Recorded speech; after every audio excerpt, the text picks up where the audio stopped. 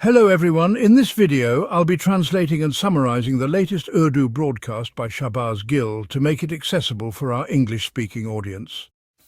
Let's go through the key developments and insights in Shahbaz Gill's words. The first and most important story comes from Los Angeles, which has essentially turned into a battlefield.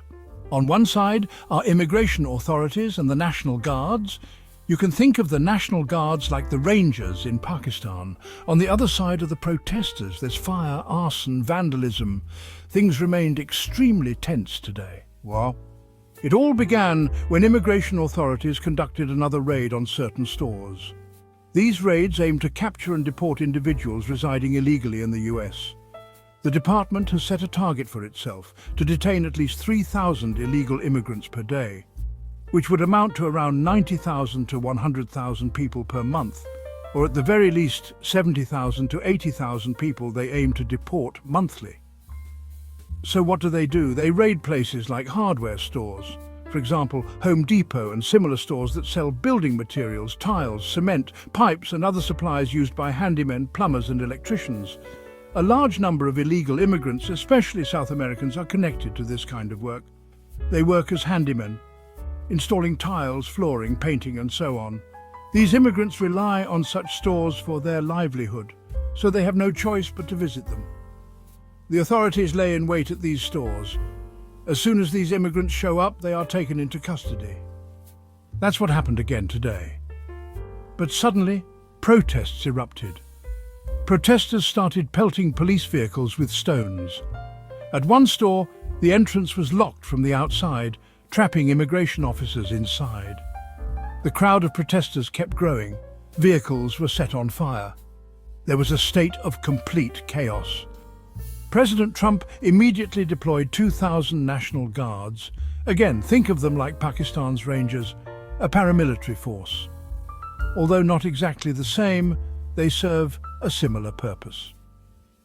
Trump's administration seems to be taking a different stance than the local state government, creating an embarrassing situation. Let's see how it unfolds. But today was extremely violent, and the city remained in turmoil all day. Next news from South America. A Colombian presidential candidate has been shot in the head and is in critical condition. He was likely campaigning for the 2026 election. He was attacked from behind while delivering a speech. His condition remains very serious, and it's uncertain if he will survive. Colombia is one of those countries where violence, gang activity, and political instability are frequent. This appears to be an assassination attempt on someone contesting the presidential election. Next update from Washington, D.C. There are reports that Field Marshal Sahib may be visiting the United States, potentially between the 12th and 14th of the month. Because of this, PTI, along with various human rights organizations, are planning a protest on the 14th, which is a Saturday, in front of the Pakistani embassy in Washington, D.C. If you are in or near Washington, D.C., even within a few hours' drive, you are urged to attend. I will also be present there, and we'll raise our voices together about what is happening in Pakistan, regarding human rights, democracy and freedom of speech. Mark your calendar. June 14th, Saturday. The exact time is not yet decided due to the uncertainty of the Field Marshal's schedule. Once the time is known, it will be announced whether it's in the afternoon or evening. Now to the most important matter. As we told you yesterday, all the major stakeholders of the current Pakistani regime are presently in Saudi Arabia, including judges, military officials, members from Shahbaz Sharif's side and secretaries. This is a very meaningful development.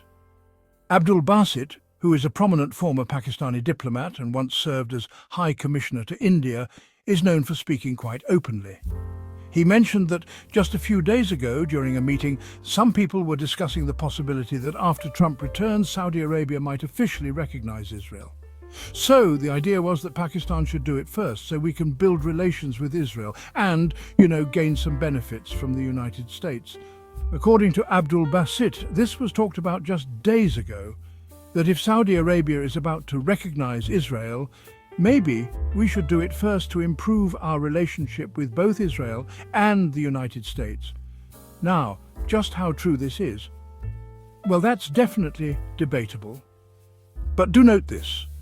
Since this regime came into power, especially under Field Marshal Asim Munir, you really can't even mention Gaza in Pakistan. You're simply not allowed to protest against Israel. Now, in the United States, there's still a little bit of space for such matters, though even that has been reduced. But in European countries like Sweden, Denmark, Norway, those Scandinavian countries, and Spain, large protests are taking place regularly. However, in Pakistan, protests are completely banned. Senator Mushtaq has tried several times to protest, and each time he's been jailed. This time, even his wife and other women were imprisoned, as a lesson to never speak out. Even Jamaat-e-Islami remains silent. It seems honestly that our military establishment is cooking up some sort of plan. Remember, Hamid Mir and others reported that General Bajwa was fully prepared to recognize Israel. He just couldn't pull it off in time. But he wanted to do it. Now, with all our top stakeholders present in Saudi Arabia and Abdul Basit's statement, it all feels quite significant. That's why, really, I invite you to think deeply about what's going on. I read your comments on the previous video, and I was actually relieved to see that more than 90% of you were already thinking along the same lines, that this is no ordinary situation. The presence of all major figures in Saudi Arabia is not a coincidence. As I said, are we seeing a repeat of what happened to President Morsi and his party in Egypt? Is a similar plan being implemented here? We now bring you the next story, which we briefly touched on in a previous vlog, actually in the one before last. It was regarding the Economic Times, which we earlier described as the second largest English-language business newspaper in the world after the Wall Street Journal. In that report, they referenced Imtiaz Gul and claimed that Noor Khan Air Base is under American control, and that when a Pakistani officer questioned something there, a gun was pointed at his head. I mentioned in my vlog at the time that the video seemed old to me, not recent, and I made that very clear. However, I also said that whether it's old or new, the nation has never been taken into confidence about this.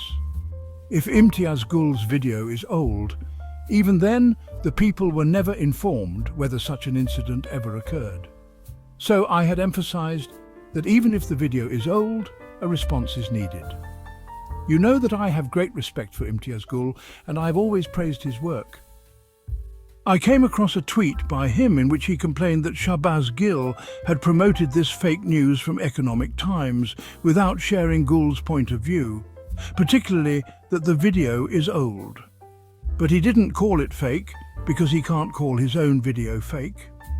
The video is his own, and in it he clearly says that Noor Khan Air Base was under American control and that a gun was pointed at a Pakistani officer.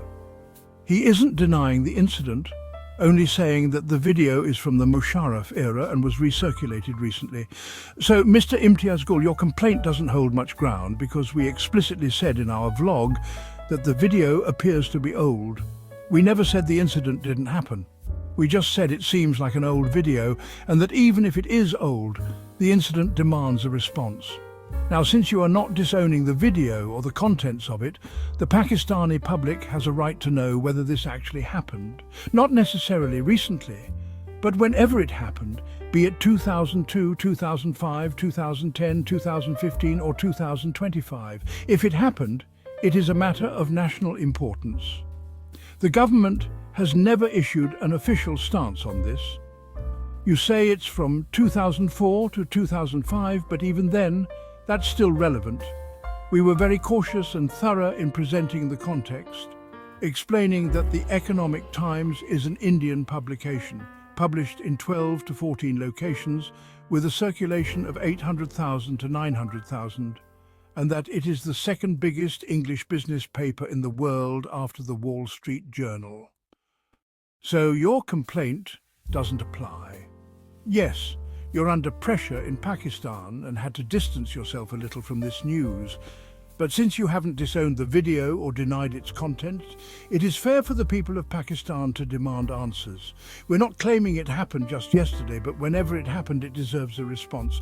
Next news. Bomb blasts occurred in Kech and Pangur, even during Eid, At least 2 people were martyred. The terrorist activities in Balochistan continue without pause. They don't stop even on aid. Remember, many people used to say that for the Balochistan issue, just one Chowdhury or strongman is enough.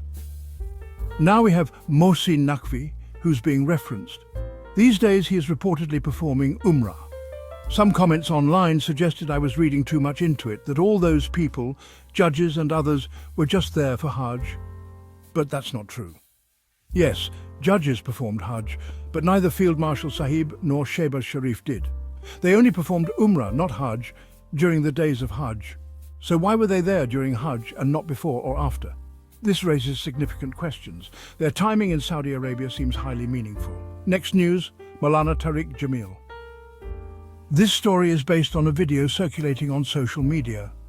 In the video, Maulana Tariq Jamil is delivering a sermon when a man in civilian clothes and another in uniform approach him. The civilian whispers something in his ear, and Maulana immediately stops his speech and leaves. Social media users are interpreting this as an interruption, claiming that he was stopped from preaching. Now it's possible that his sermon had already ended and he had simply invited everyone to pray. Hence people stood up and moved. But the prevailing narrative online is that he was forcibly stopped. So we're presenting both sides of the story here. Just as we did in the Imtiaz Gul case, we want to be fair. Now it's already known that Tablighi Jamaat has prohibited Maulana Tariq Jamil from giving public sermons. This has been confirmed through voice notes and statements from other scholars. They've criticized Tablighi Jamaat for silencing him. So in that context and watching this video, it appears likely that the social media narrative may be accurate. But since Maulana Tariq Jamil hasn't released any conclusive statement, we will wait for official clarification and present it as it develops.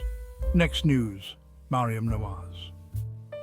Mariam Nawaz released a statement on Eid al-Adha saying, "This is not just the time for sacrifice of meat and blood, but also a time to sacrifice anger, ego and pride."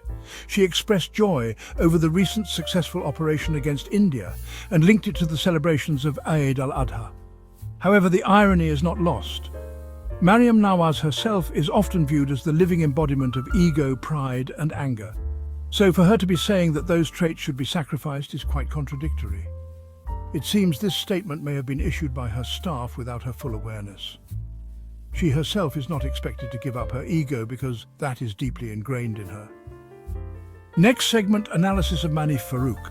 Manif Farooq, who constantly criticizes Imran Khan, is now admitting that the truth is that Imran Khan's vote bank still exists. Anyone who parts ways with him must realize they are taking a huge gamble. People openly criticize Imran Khan but end up saying, "What can we do? He's too popular." And that's exactly the dilemma for people like Manif Farooq and the Field Marshal. They say popularity doesn't matter, but they are constantly trying to reconnect with the public. Corps commanders are roaming town to town, giving lectures in schools and colleges. Thankfully, they haven't started going door to door with sacrificial animals, but the level of political activity they're engaging in is unprecedented. The goal is clear: win back public favor, whatever it takes. That wraps up our translation of Shahbaz Gill's video. I hope this English version helped you understand his message better. Please like, share and subscribe to Awami Lens to help our community grow. Don't forget to leave a comment below and let me know what you thought of this effort.